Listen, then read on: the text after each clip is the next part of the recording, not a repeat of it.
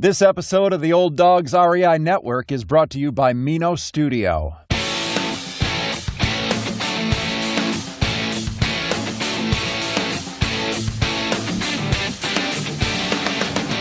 Welcome to the Old Dogs REI Network, where cash flow is king. Real estate investing, the means, so you can enjoy your retirement dreams. This is the show where we cut right to the chase. No sales pitch, no long monologues, just simple how-to real estate investing advice, so you can earn the passive income you need to enjoy your retirement today.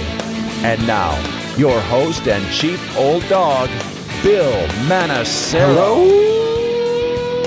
Hello, old dogs, and welcome to Fun Facts Friday.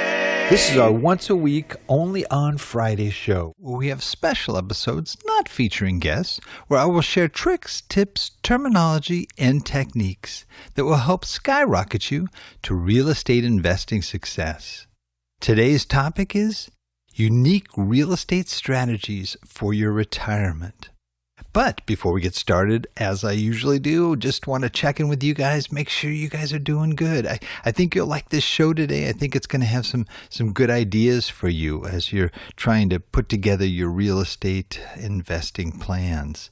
But first, I'm just going to give you a quick little update. As I mentioned in the last show, try to update you a little bit more on some of the things that are happening with me. In Memphis, we've got 3 doors empty, and that's kind of a drag because we have 3 doors in Memphis. So that's a little bit discouraging here, but we are starting to put into gear, as I mentioned in our last Fun Fact Friday, that an aggressive tenant marketing strategy that will get us a good steady flow of prospective tenants. I'm also looking at some other options too. I have a single family home there. I'm looking at possibility of lease option, maybe working with the county and other nonprofits in the area for special housing for people with special needs.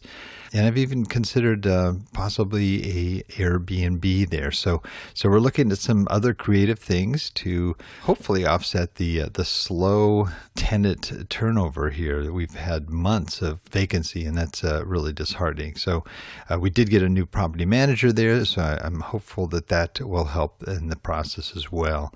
Atlanta, we're doing great, steady, and just the way you want every rental to go. Indy, same goes for the duplex I have there. It's just rocking. The 22 unit, as you know, I've had my share of challenges there, but we've got some good things in place. We've got all of our security cameras in place, so I can look at my desktop or even my phone and at any given time and check things out over there. We've already seen things on camera that have resulted in some tenants being removed. We've had some evictions in place. We're really looking at getting out the folks that have been causing some of the challenges there and replacing them with some good strong tenants. And part of that process too is speeding up some of our rehab efforts to make the places look really nice so that we can attract the nice tenants. We also may have a house mom, which is a person that we'll put in place there that will get free or reduced rent and will be responsible for some light cleanup and maintenance type things. I mean, real light stuff. And she will also be keeping an eye out. And if there's any problems that she can address, she will directly to the person causing the problem, and or call the police or property management or someone else that may have to deal with the issue. Our Airbnb units are just rocking too. They're doing really well. So we've got 3 of those that are booked up, some all the way through October. So we're seriously considering adding another and make it 4 Airbnb units there. But that is going really well. The co-hosts that I'm working with have made that a lot easier and a lot more realistic, which is great. Also, on our quest for 100 plus units, we have been gearing up. We've done some direct mail. We have actually built up a great team here. We've got 2 young, bright engineers who are helping us on the acquisition side, and I'm really excited about that. We've been doing some conference calls and training and getting to the point where we are all on the same plain in terms of what we're looking for in terms of properties. Also looking for loan sponsors too, which is a co-signer on the loan. Sometimes some of these buildings are $10 million or less, and we need folks with that kind of net worth to sign on those loans. So there's a few things there we're working on, and we're also we're looking at those key target markets that we have an interest in. So everything's going good. We're working and moving forward. Let's move into our topic, unique real estate strategies for your retirement. Now, this is for those folks who are, planning for they're not in their retirement necessarily because they might not apply or might not necessarily work for you, but they're for those people who are putting together their retirement growth plan. Remember the goal for growth strategies is again, building up, taking your smaller nest egg and turning it into a much bigger one. The objective is one part offense, as in making good returns, but the second part is defense, which means avoiding risky moves that will send you sliding back down the wealth building mountain. Okay, here are a few unique strategies that I think will meet both of those criteria. One, live-in flips. With live-in flips, you purchase a house that needs work or that has the potential to add value in some way. For example, you could remodel the kitchen, open up the floor plan, improve curb appeal, or upgrade the baths, flooring, paint, light fixtures, plumbing fixtures, and other cosmetics of the house. Now, I've also known people who look for smaller houses in popular neighborhoods that can be added on to. If you can add a master bedroom suite for $125 per square foot and the addition adds $200 per square foot of value to the home, it's a profitable project. The bonus for live-in flips is their tax advantage. As of this writing in the U.S., it gains up to $250,000 for an individual and $500,000 for a couple filing jointly, can be earned tax-free. Now, I'm not familiar with Canadian tax laws, but Canadians, I think they have a similar benefit. You probably already know the power of tax-free compounding of growth. It's the reason so many people invest in 401ks and IRAs. This is a real estate strategy that benefits from the same principle. House hacking. House hacking is another great one. I know we've talked a lot about that on the show. It's a great way to get into a rental property. It just means that you live in a property that allows you to rent out part of it to others. For example, you could live in one apartment of a duplex, triplex, or quad, and rent out the other units. Or you could get more creative and rent your garage apartment to a grad student, use Airbnb to rent out your basement, or install a yurt. I don't know if you know what a yurt is, but it's kind of like this tent thing in your backyard. People will rent those. Pretty crazy. But on house hacking, I'd recommend that you go to my friend Brandon Turner's popular article on Bigger Pockets entitled How to Hack Your House and Get Paid to Live for Free. There'll be a link in the show notes. Of course, this strategy requires some sacrifice. You'll have to live next to your people, your rentals, your tenants, and they'll know you're the landlord, but it actually makes sometimes wonderful friendships, and some of the tenants, the elimination of the housing expense makes up for any potential headaches there. Once you're ready to stop house hacking, maybe you've built up a few, you've moved to 3 or 4, and you've got maybe 3 or 4 quads. The property transitions perfectly into a long-term rental. So you just step out of the unit you are in, somebody comes in there and they rent that. Your owner financing, of course, will be kept in place, and the building should cash flow even better now that you rent the extra space that you are living in. Rapid mortgage pay down. Now, this strategy is for those that have a job and can afford to maybe wait 7 to 15 years before they need the cash flow to live on. A basic rental strategy is to buy a rental, hold it, amortize your loan, and let rents and prices appreciate over time. Now, this is not a bad strategy. In the right locations, it will work very well over 20 to 30 years. But there's a better way for those seeking that early retirement. The approach is called a rapid mortgage paydown. I'll explain how it works. Essentially, you buy a certain number of rental properties that will meet your goals. As an example, let's say you buy 3 properties. Then I'll assume each rental has positive cash flow of $200 per month. That's $600 per month total. And for that, you use the long-term 30-year mortgages with $500 payments to pay the properties, okay? So the benefit comes into play when you reinvest all of the extra cash flow plus any other cash you can spare to attack one debt at a time. Okay, so you've targeted one of those 3 houses to pay it off. The extra principal payments quickly pay off the first loan, which then frees up another $500 per month to add to that loan. Okay, so now you've increased your the amount that you're paying down on the next property's loan. And like a growing snowball, each loan gets paid off faster than the one before until all properties are owned free and clear of debt. The beauty of this strategy is steady and then accelerating progress towards a goal. It's not uncommon to complete paying off your properties within 7 to 15 years. Instead of sort of the typical, if you had a 15-year loan, you could pay it off that way too. And this way, rentals basically become a vehicle for you to invest and grow your upfront and ongoing savings. The end result is a portfolio of low-risk, high-cash flowing properties. Okay, the all-cash plan. Are you debt-adverse advisor? Has all of this talk about mortgages made your palms sweaty?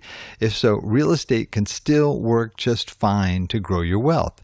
You'll just need to use an all-cash plan where you pay cash for properties, save all of your net earnings, and then reinvest them into more properties. Personally, use debt to grow my non-retirement account portfolio of rentals. But Dave Ramsey and many other wealthy real estate investors have done incredibly well by simply paying cash for properties. Investing with all cash may limit the size, location, and timing of the properties you can buy because your cash funds are limited. This may work fine if you're patient and don't mind building up your cash before buying, but you can also consider getting more creative by using partners. If you have $75,000 and a partner has $75,000, you could buy a $150,000 property together and start much sooner. Loan money from a self-directed IRA. Most people invest their 401k and IRA retirement accounts in traditional assets like stocks, bonds, and mutual funds. But you can also be self-directed to invest in alternative assets like private loans, tax liens, limited partnerships, and real estate. Smaller, more specialized custodians offer these options, so it's not as widely known. If you choose to invest your self-directed IRA in real estate, I recommend focusing on loans, okay, just as an idea. Now, you can buy properties with those as well, but being a lender is more passive and exposes your retirement account to fewer risks and hassles associated with actual ownership. This works by finding other real estate entrepreneurs who need loans to fund their own deals. The private investor enjoys the completely passive returns, and he also sleeps well at night knowing his investment has good collateral in the form of real estate as a low loan-to-value ratio. This strategy works well for growth because 100% of the earnings stay inside of your IRA and grow tax-free. If the interest was earned outside of your IRA account, you'd be subject to ordinary income tax rates without any of the typical shelter or tax shelters provided by depreciation from rental properties. Another one, real estate income strategies. In the last section here, I talked about all of the strategies were about growth, but what's the goal of this growth? Is it just to get a big net worth to brag about? At least in my case, the goal here is for us is to live more, enjoy family, serve others, and enjoy more of what really matters. For that, I need time and flexibility, and to get time and flexibility using real estate, I need income.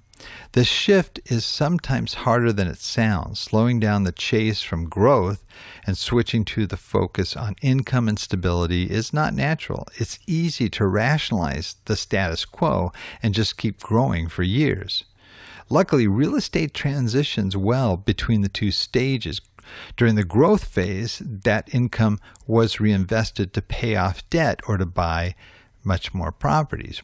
But during the income phase, you can optimize your real estate portfolio to produce income to cover your personal overhead. In other words, there is a stage that you have to go. I'm on a 6-year plan. I'm trying to reach 1,000 units in 6 years.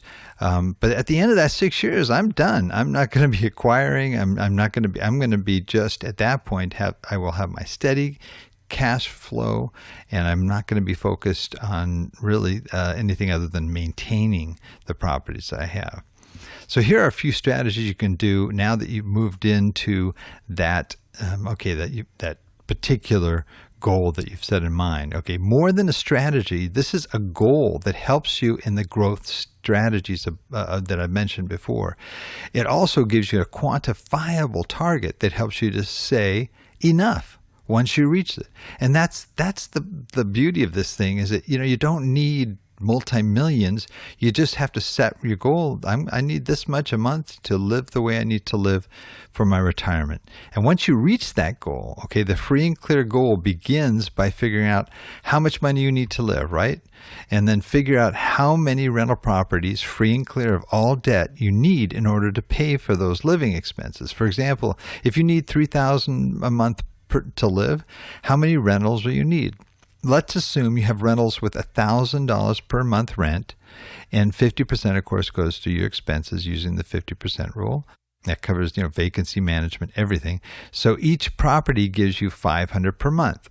Your free and clear goal would be 6 rental properties free and clear of all debt. Okay, that's 500 times 6 equals $3,000 per month. Now, I've ignored income taxes in this case because I assume you're in a lower tax bracket and also benefit from depreciation shelter of some of that rental income. But you can bump your goal up if you need to for cushion. And I do recommend that. I recommend that you maybe even double your goal, because you've got to allow for inflation, unexpected medical expenses, a number of different things.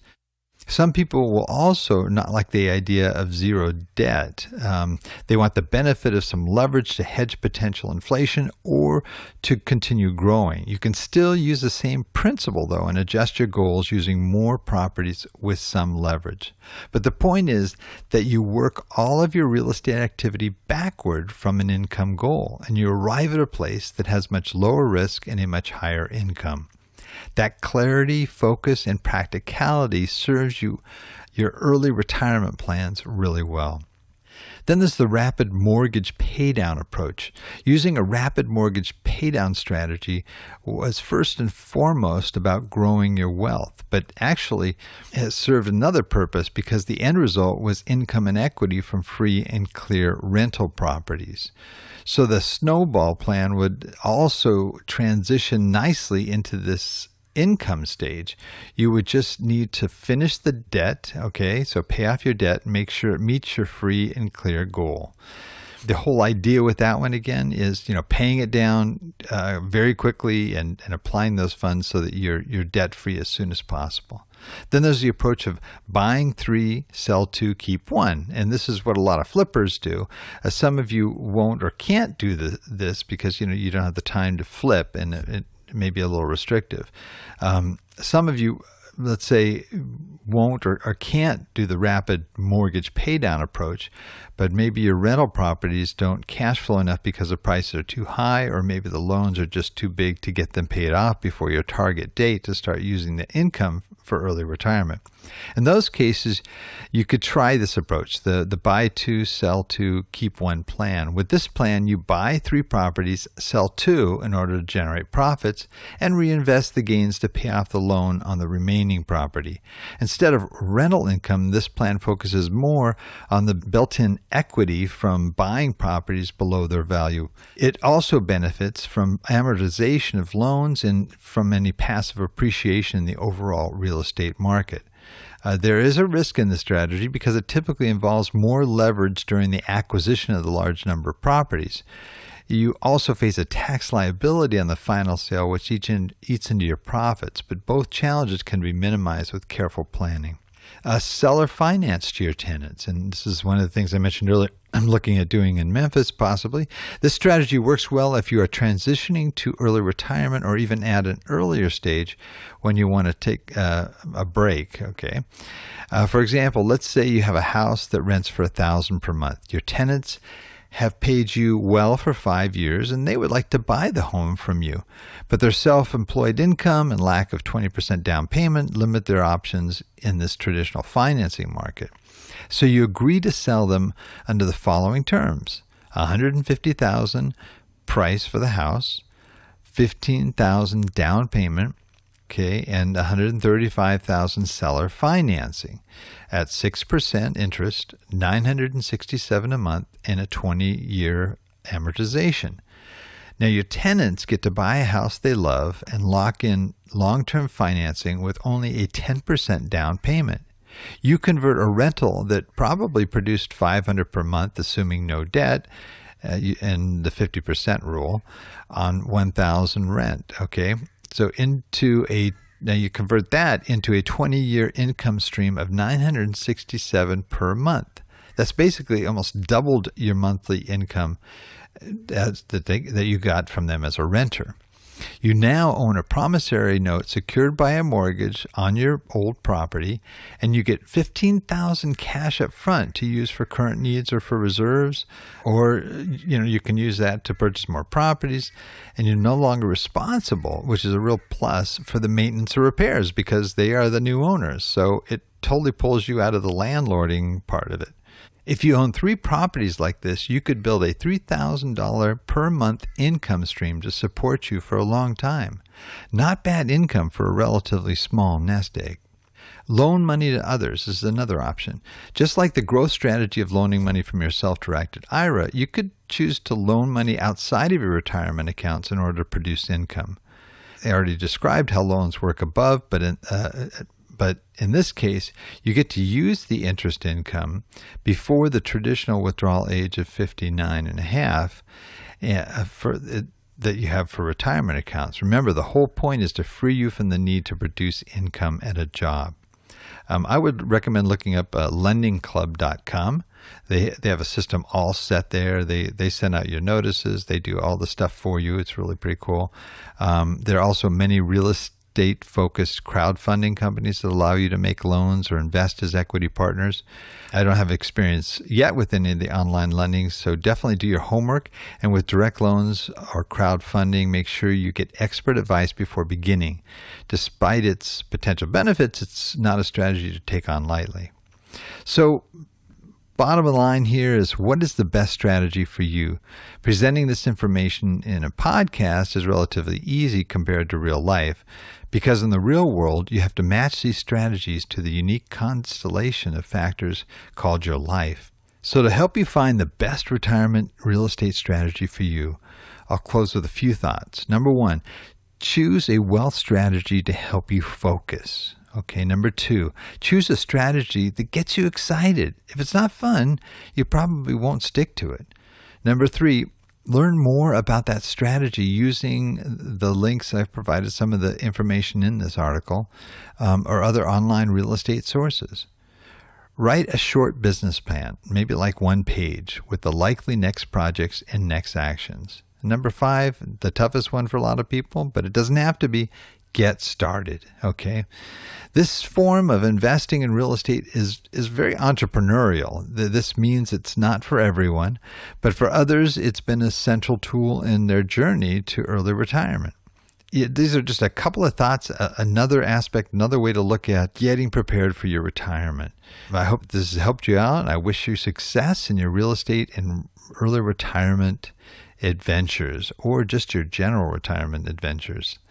Is real estate the right tool to help you reach your retirement? If so, what strategy is best for you?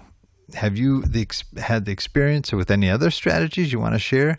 I'd love to hear your thoughts or questions in the comments section after the podcast in our show notes section. Well, that's it for today. Please note, everything I've mentioned today, everything presented here today, including links, can be accessed in our show notes on the Old Dogs website, olddogsreinetwork.com/blog. And again, look for the episode on unique real estate strategies for retirement.